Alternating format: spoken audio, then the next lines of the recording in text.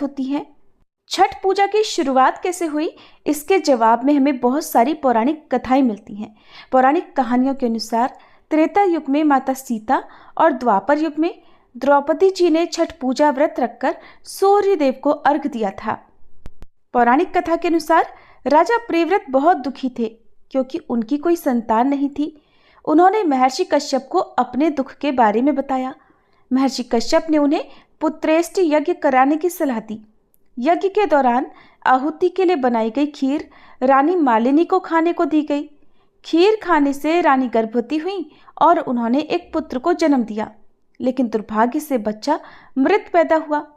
राजा प्रियव्रत पुत्र के शव को लेकर शमशान घाट गए और दुख में डूबकर अपने प्राण त्यागने ही वाले थे कि तभी ब्रह्मा जी की मानस पुत्री देवी षष्ठी प्रकट हुई।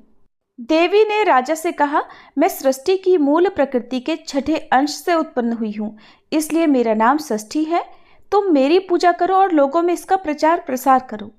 तब देवी षष्ठी के कहने पर राजा प्रियव्रत ने कार्तिक मास के शुक्ल पक्ष की षष्ठी तिथि को विधि विधान से उनका व्रत किया।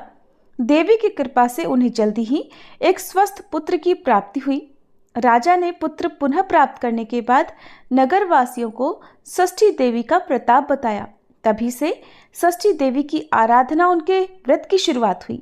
रामायण की कहानी के अनुसार जब रावण का वध करके राम जी, देवी सीता जी और लक्ष्मण जी के साथ अयोध्या वापस लौटे थे, तब माता सीता ने कार्तिक शुक्ल षष्ठी तिथि को व्रत रखकर कुल की सुख शांति के लिए षष्ठी देवी और सूर्यदेव की आराधना की थी।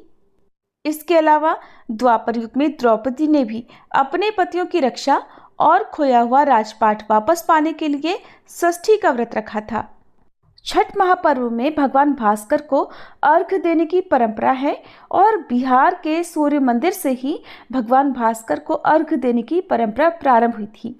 मान्यता है कि नालंदा जिले के बिहार शरीफ स्थित ऐतिहासिक सूर्य मंदिर से ही भगवान भास्कर को अर्घ देने की परंपरा शुरू हुई थी और ये मंदिर द्वापर कालीन युग का माना जाता है।